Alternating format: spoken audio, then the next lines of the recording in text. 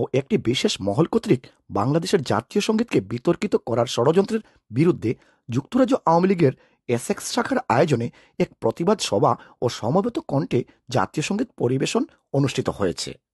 Essex Awami লীগের সহসভাপতি doctor মালিক চৌধুরীর সভাপতিত্ব ও সাধারণ সম্পাদক মোহাম্মদ নাজিম উদ্দিনের পরিচালনায় প্রধান অতিথি হিসেবে বক্তব্য রাখেন যুক্তরাজ্য আওয়ামী লীগের সভাপতি সুলতান মাহমুদ শরীফ।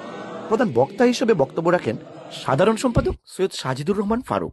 আজকে যুক্তরাজ্য আওয়ামী লীগ এসেক্স শাখা কর্তৃক আয়োজিত প্রতিবাদ এবং সমবেত কণ্ঠে জাতীয় সঙ্গীত পরিবেশিত হয়েছিল আজকের এই সেন্টারে, এসেক্সের এই সেন্টারে।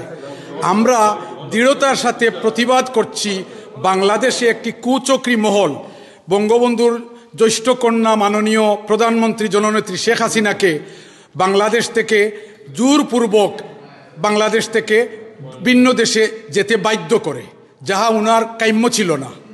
আর সেই শক্তিটি হচ্ছে 1971 সনে আমাদের জাতির জনক বঙ্গবন্ধু শেখ মুজিবুর রহমানের নেতৃত্বে যে যুদ্ধ হয়েছিল, সেটা যারা মানতে পারে নাই, সেই কুচক্রী মহল আজকের এই ঘটনার মেইন নায়ক।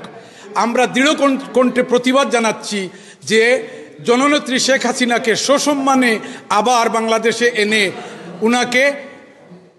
উনাকে আবার প্রধানমন্ত্রী হিসাবে সম্মানের জায়গায় নিয়ে বসানো হোক। আর এই প্রতিবাদটুকু শুধু আমরা বিশ্বর কাছে করতেছি না, আমরা জাতিসংঘের কাছে প্রতিবাদ করতেছি যে আপনারা সঠিকভাবে এটা দেখভাল করবেন, যাতে করে এখানে কতটুকু অন্যায় হচ্ছে, বাংলাদেশের নিরীহ নির্যাতিত মানুষকে খুন খারাপি করা হচ্ছে, ব্যবসা প্রতিষ্ঠানকে জ্বালিয়ে দেওয়া হচ্ছে, এবং কলকারখানা সাধারণ মানুষের কোনো নিরাপত্তা নাই। আমরা জাতির কাছে, আমরা বিশ্বের কাছে প্রত্যেক